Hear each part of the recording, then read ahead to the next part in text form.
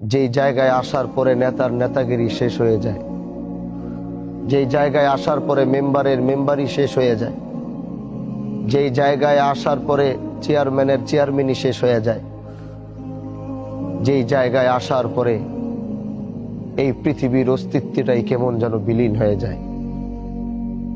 আর এই জায়গায় আসার জন্য আমাদের কোনো প্রস্তুতি নাই। আজকে দেখেন সাদা কাপড় পরে শুয়ে রয়েছে, যেই সম্পদ, যেই সন্তান, সব কিছু তার এক জায়গায় পড়ে আছে। আজকে দুনিয়ার মানুষ তাকে জোর করে নিয়ে যাবে, তার বলার এই অধিকার নাই আমাকে নিও না, আমাকে আমার খাটের থেকে নামায়ও না, আমাকে আমার খাটের থেকে সরায়ও না, আমাকে আমার সন্তান থেকে আলাদা করো না, আমাকে আমার স্ত্রীর থেকে আলাদা করো না, আমাকে আমার পরিবার থেকে আলাদা করো না, আমাকে আমার এলাকার বাসীর থেকে আলাদা করো না। সেই কথাটি হয়তো চিৎকার করে বলছে, আমি শুনতে পাচ্ছি না, আপনি শুনতে পাচ্ছেন না। সে বুঝতেছে তাকে শেষ বিদায় দিচ্ছে, সে এখনো বুঝতেছে সে খাটিয়ায় শুয়ে আছে, এখন তার বিশ্বাস এখনো হচ্ছে না সে মারা গেছে।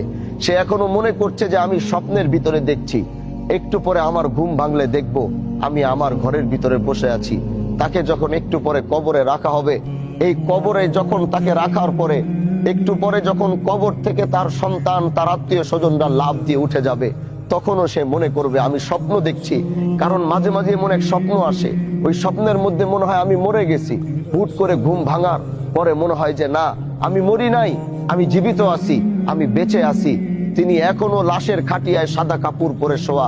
সে দেখছে এলাকার সবাই তার জানা যায়, কিন্তু সে মনে করছে না, আমি বেঁচে আছি, ঘুম ভাঙবে তো দেখবো আমি দুনিয়ার সামনে।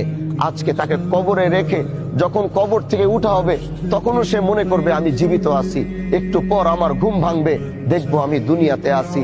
একটু পর ওই কবরের ভিতরে বাঁশ কাটা হয়েছে, বাঁশগুলো ওখানে রেডি, ওখানে হোগলার পাতা রাখা হয়েছে, হোগলা রাখা হয়েছে। একটু পরে বাঁশগুলো লাগানো শুরু করবে। পৃথিবীর আলোটা কেমন যেন আস্তে আস্তে অন্ধকার হওয়া শুরু হবে, পৃথিবীর আলোটা অন্ধকার হবে। সে দেখছে যে তার কবরটা কেমন যেন, পৃথিবীর আলোটা কেমন যেন বিদায় নিচ্ছে, কবরটা কেমন যেন অন্ধকার হয়ে যাচ্ছে। তখনও সে মনে করবে না, আমি জীবিত আছি, একটু পর ঘুম ভাঙবে, দেখবো আমি দুনিয়াতে বেঁচে আছি। এরপরে ওই বাঁশের কুঞ্চি ফাঁকা দিয়ে একটু একটু করে আলো কবরে যাবে।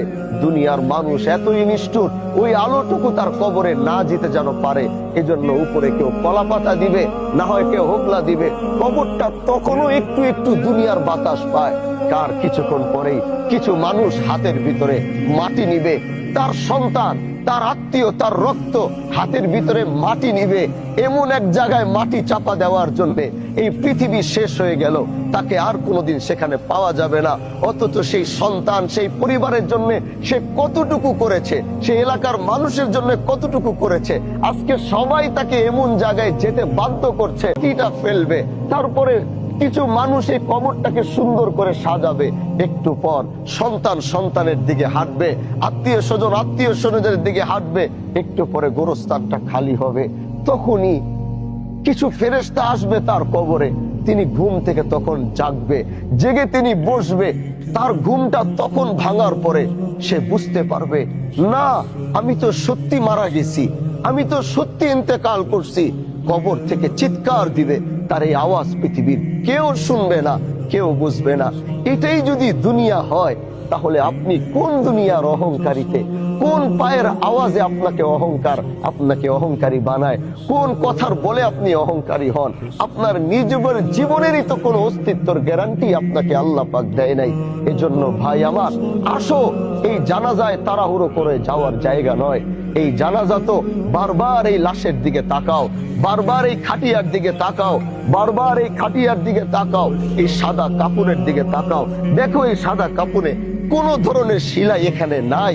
আসো আবার বারবার এই কাপড়টা ধরো, নিজের কাপড়টা ধরো, দেখবা আজকে আমার কাপড়ে সেলাই রয়েছে, আমার কাপড়ে পকেট রয়েছে, আমার পায়জামায় পকেট রয়েছে, পাঞ্জাবিতে পকেট রয়েছে, আমার এই ওয়েস্টকোটের ভিতরে পকেট রয়েছে। আসো তোমাদেরকে দেখাই, আজ যিনি কবরের দিকে রওনা হয়েছে সে কি নিতে পারছে এখান থেকে। দেখো একটা সাদা কাপড় নিয়েছে, কিন্তু সেই সাদা কাপড়টারও কোনো রং ঢং নাই, কোনো আকার ধরন নাই, কোনো কালারিং নাই। দেখতে সুন্দর লাগবে, রং হবে, দেখতে ভালো লাগবে না, একটা স্লিম সাদা কাপড়। চলে যাইতেছে এখান থেকে। আসো আসো যুবক, এখান থেকে শিক্ষা নিয়ে যাও। আসেন সাদা দাড়িওয়ালা মুরব্বী চাচারা, একবার এই লাশের দিকে তাকান, বারবার তাকান, বারবার একটু দেখেন এই জায়গায়।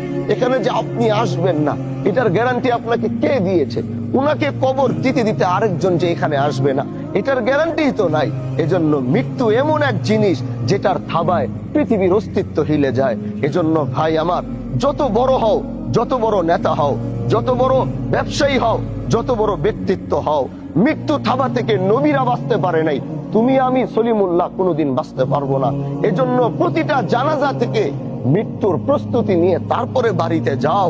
প্রতিটা জানাজা থেকে কবরে যাওয়ার প্রস্তুতি নিয়ে তারপরে বাড়িতে যাও। আল্লাহ যেন আমাদেরকে এই মৃত্যুর প্রস্তুতি নিয়ে যেন কবরে যাওয়ার তৌফিক দান করে। ভাই আমার, মনটা নরম করে ফেলেন, দিলটা নরম করেন।